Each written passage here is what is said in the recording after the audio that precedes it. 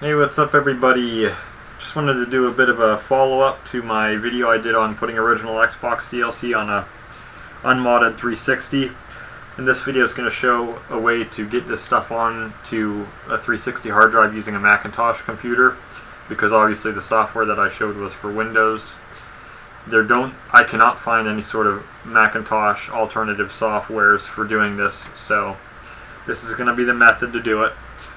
And what I'm going to say is this is going to use Windows in a virtual machine. It is going to be a long video because I'm going to cover all the steps, but hopefully following this guide you should be able to figure this out. So I'm here on my Mac. This is a 2012 iMac running macOS Sierra, but it should be basically the same for newer versions or older versions. There will just be a few disclaimers. I'm going to try to zoom in some here. Hopefully that will reflect on the video. But what you want to do first off is come to VirtualBox website. Here I'll have a link for all this stuff in the description. And if you're using a later version of macOS like Catalina or later, you'll just download from right here this 7.0.8 version. They do have it for the M1, M2 Macs. I don't know if that's going to work with Windows XP because it's not x86. I don't know. But since I'm back on Sierra and the person that I'm trying to help is on Mojave, you're going to have to download an older version. So if you scroll down here, it'll show VirtualBox older builds. Just for the sake of what I'm doing, I'm going to use version 6.0. They're all basically the same thing. And then download this one here, this 6.0.24 OS X hosts. Click that one. And it should download that, and then you'll get a DMG file, which I have on my desktop here.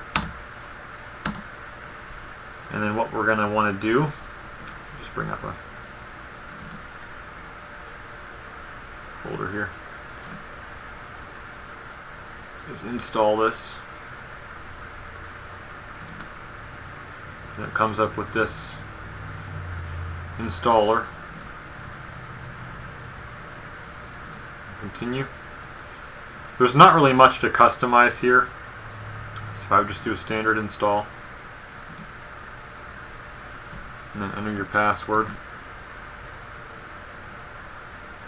and now it's installing, and it should install pretty quickly. It's not a very big application. And now we have that installed, and you can eject that disk image. Once that's done, what I will do is I'll have a link in the description for this. This is an archive.org download for Windows XP. You could probably get away with using Windows 7 or Windows 10. It doesn't really matter what you have, but I'm just going with the XP here because it's stable and it doesn't take up much space to install, and you don't need to worry so much about updates coming down the pipe and stuff. I'll show you what you can do to just completely avoid having to deal with the internet on this side of things. And this will have a serial. Go to the comments and look for this serial because the one in the actual description does not work, but that's your good serial. So just download that ISO image. It might take a while because the archive is kind of a slow site at times to download from. But then you'll end up with this ISO file here that I also have on my desktop. And then there's two other things you're going to want here. I'll have a link in the description for this archive page that has Windows XP Service Pack 3, which is necessary to install the frameworks that we need for the applications. And then here is the framework that I will also link, .NET Framework 4, standalone installer for XP. Also, make sure to download Net Framework 3.5 from the Lenovo link in the description. When you click download, it'll come up with something to scan your system. Just click cancel and download again.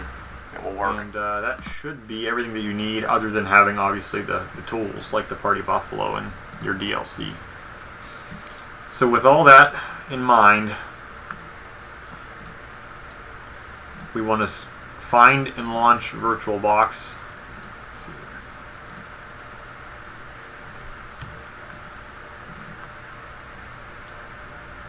For the first time. It'll tell you there's a new version available, but we don't care about that. And then we'll make a new virtual machine, and that will be the machine folder right there where your disks will be. Now if you just type in Windows XP, it'll automatically change the version number. It'll ask you for RAM to allocate to the machine. I'll do 1 gig, approximately 1 gig. You can get away with 512. I wouldn't do anything less than 512 megs, but you can give it as much as you want. Make a hard disk for it. VDI, just leave that alone. Here you can choose to make the disk dynamically allocated or fixed, which means that you can have a disk that increases dynamically as you add files and it will start out small. I recommend just doing that. If you go with a fixed size, you can specify the amount that you want to allocate to it, and then it will not go any higher than that. We'll just do dynamically allocated. And then for 10 gig, I'll just throw it up to 20 though. And then it will create the disk. And then there's a couple things that we should adjust here just to make the experience a little smoother. These are optional things that we can do here.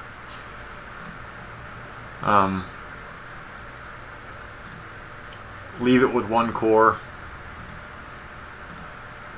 You can leave all of this alone for now. I like to enable 3D acceleration, and then you can turn up the video RAM to 128 megs. It'll just make it a little smoother. And then what I like to do is come into network and disable the network adapter, so that way this machine will not interface with the internet at all, because we don't need it to, and we probably don't want it to, without installing antivirus and that kind of thing. So with all of that done, we can start the machine, and it will ask for a disk, which is this file right here.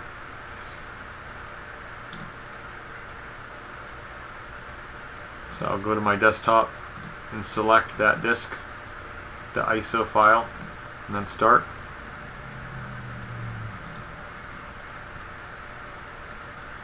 And that's just a message about the 3D acceleration. And it'll come up with these bubbles that talk about integrating the mouse and stuff. That doesn't matter. Then you can capture the mouse. I would click that to not show that message again. And then, yeah, there you go again. By default, if you want to get out of it and regain control of your mouse, you press the left command key. So I just want to silence all that. And then set up the Windows install, enter, and agree to the licensing agreement with F8 or function F8 if you have a Mac keyboard. Then it'll show you your hard disk. Here it's just all on partition space, and then just click install. Format as NTFS. Do the quick option because it doesn't need to scan the disk, and it will format this disk, which will go quick without having that scan in place.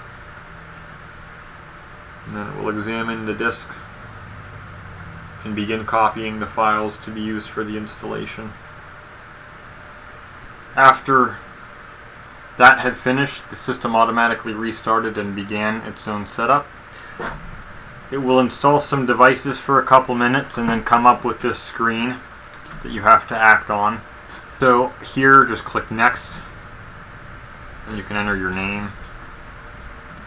And then here's the product key, which was specified on that page. So, okay, so with that serial entered in, we can click next. You don't need to provide a password. Just click next on this, and then it will install more stuff. And it will take a little bit. The estimated time usually is not accurate. You can see how quickly it counts down because we're using much faster install media than a CD drive from 2001.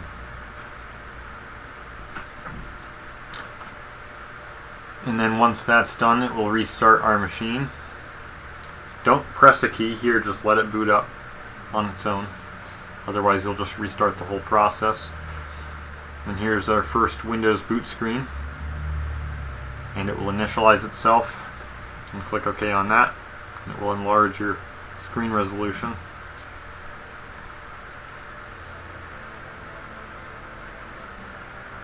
Surprisingly, it has sound already. Haven't heard that in a while. Just click no for that because we're not connected to the internet anyway.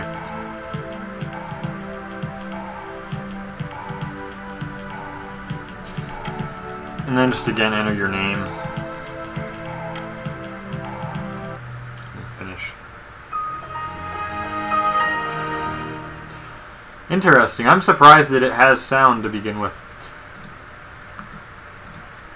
Usually when you install these things they don't have sound to start with. So now we have our XP set up, and to bring up the start menu you click the right command key, because the left command key releases the mouse. What I recommend doing, however, is come up to here in your VirtualBox, insert guest edition CD image. If you're going to use this for anything else, I would recommend installing this. You don't need to have that. It's just so you can run the monitor at a higher resolution, because if you have a high-res screen, it's tiny.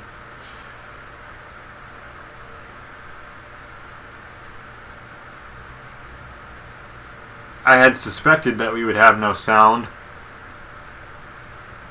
That was the most important thing, because you want to be able to hear beeps and blips to know that your drive is being initialized by the machine, otherwise you won't know until it comes up, and sometimes it does take a while to initialize drives in XP.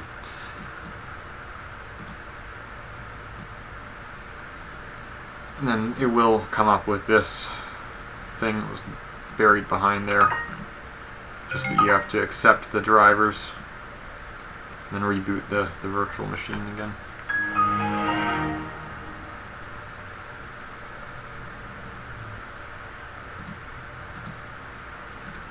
Okay. Now we've restarted our machine here. It's trying to automatically adjust my resolution. Now how this works is if you scale this thing, it should resize the desktop. It's kind of sluggish though, but you can see it is trying to resize to match the size of my window, so you can expand this out if you want. Like that. Just to make it a little easier to work with here. And now we are in Windows. Everything is good here. It should be activated as well, but you don't need it to be because it gives you 30 days to work with. Disregard any of that stuff that comes up because it doesn't recognize what we're doing with the VirtualBox drivers. So now we want to work on getting the files into the Windows XP. There's a couple ways we can go about doing this, but the easiest way is by using a shared folder, which to do that I'm going to shut the machine off.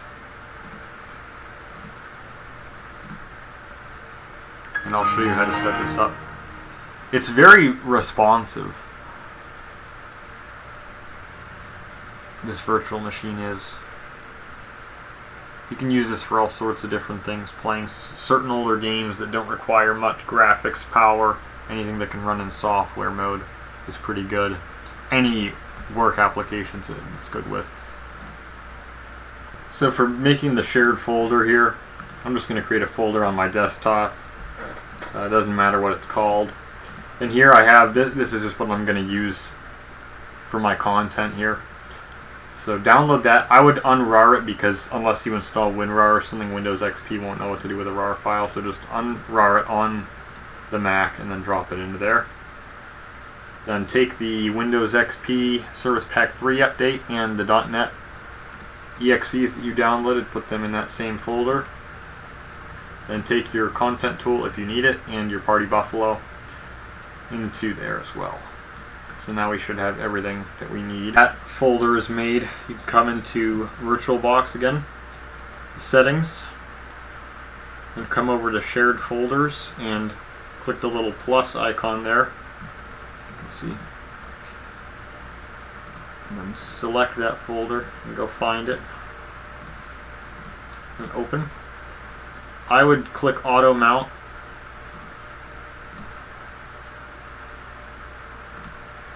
And then OK. And now we can start the machine back up.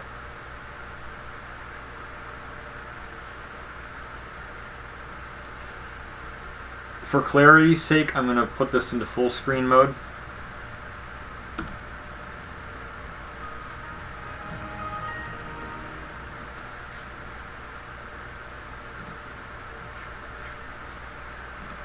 You come to your My Computer, and you can see right there.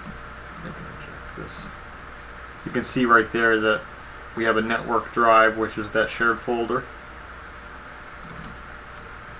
And here's all of our stuff, so we'll just drag it all to the desktop.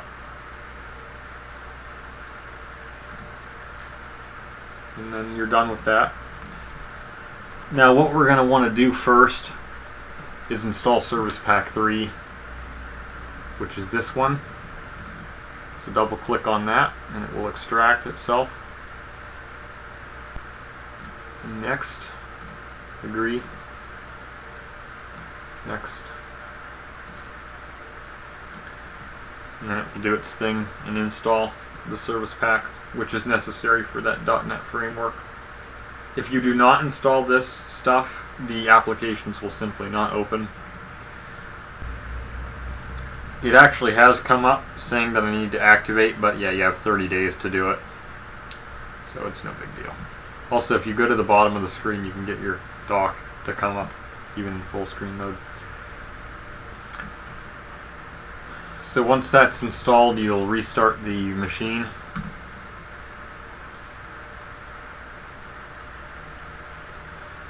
I myself have a volume licensed copy of Windows XP, which does not require online activation. I tried to find that for this video, but I could not. I don't know where you get it nowadays, but I have it on a disk.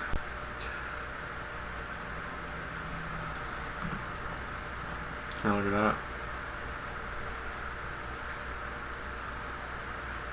And then after installing, it'll come up with that same thing again about automatic updates. Just say no to that.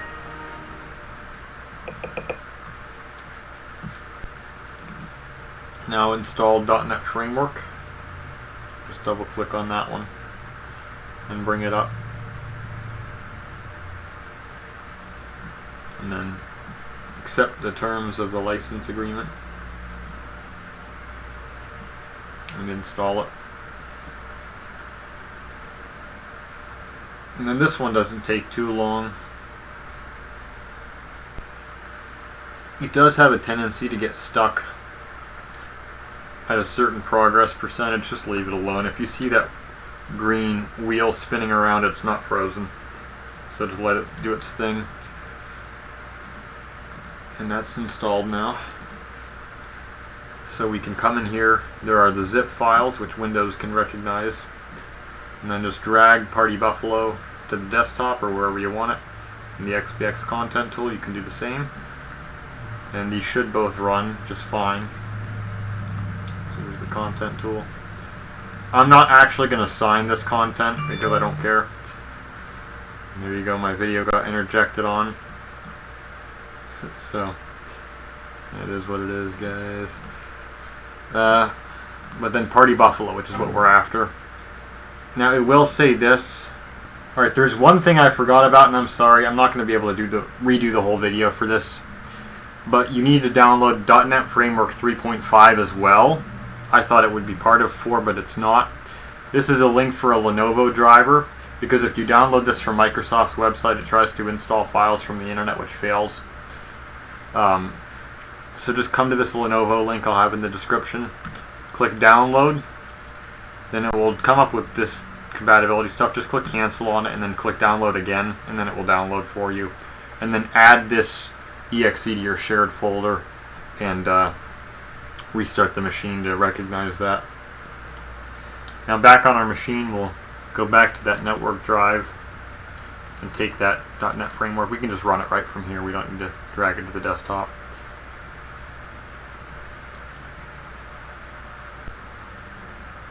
And then it will load and do the standard install. Then it will come up here. What's funny is it does say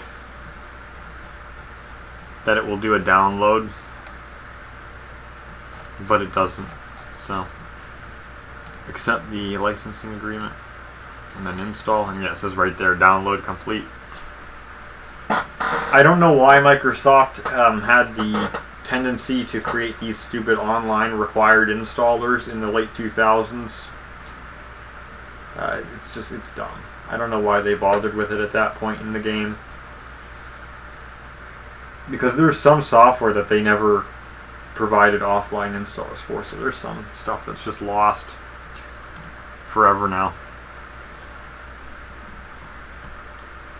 I'm including the software for this webcam I'm using. I might do a whole video talking about that because it's ridiculous. And then once that's done, you can exit, and now we should be safe with this. Yep, there you go. Party Buffalo comes right up. So now that you've done that, like I said, go into the XPX content tool once you have your signed DLC. Again, I haven't signed this, but we'll assume that it is. There's the content in the U folder. So I'll drag those out of here. So you can see these some rosters and an update. But now here's the part that we're actually interested in, because you probably already know what you're doing otherwise. So take our hard drive here with our adapter, our transfer cable, and plug it into the Mac.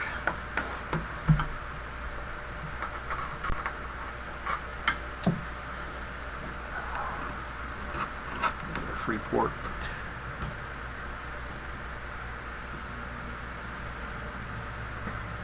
It will come up with this message on Mac OS saying that the disk you inserted was not readable. Just click ignore, don't do anything else. And then come up to the menu bar in VirtualBox, click on Devices, go down to USB, and then you should see something like this, Foxconn USB to ATA API bridge. Click on that. You can hear that little tone. Let us know that the device is there, and you can see it will go through and do these things. And then once it says it's installed, we're good to go. Return to Party Buffalo. Open Device Selector, and there's our hard drive right there. Give it a minute to load into the drive because it's always slow, especially if you have a big hard drive.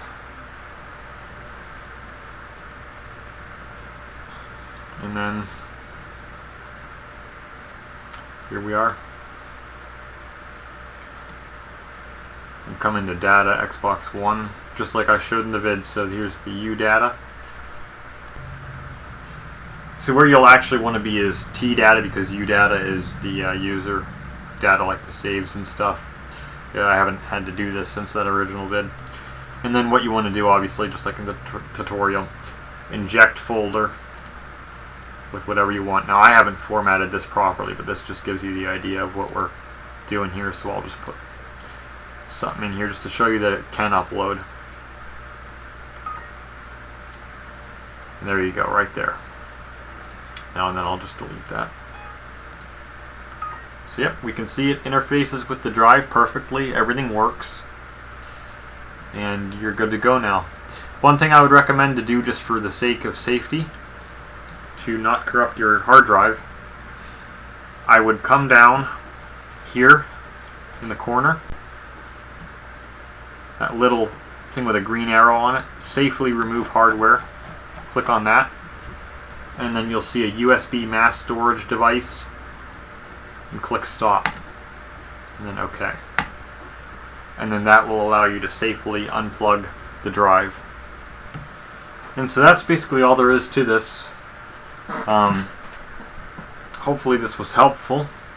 Hopefully this was easy enough to follow. If you do need help with anything else, leave in a comment below and I'll try to help out. Just again, go through this video and you can kind of follow. Maybe you'll have to rewatch something a second time, but basically it is fairly straightforward. It's just a matter of knowing what you need to start with, and then just doing all of these installations and knowing where to go in VirtualBox to apply different things. But then you're good to go. You can use the virtual machine for a lot of other stuff, like I said, but that'll be up to you to decide whether you have any interest in pursuing that. But for now, we have accomplished the task we set out to do, and until next time, I will catch you guys later.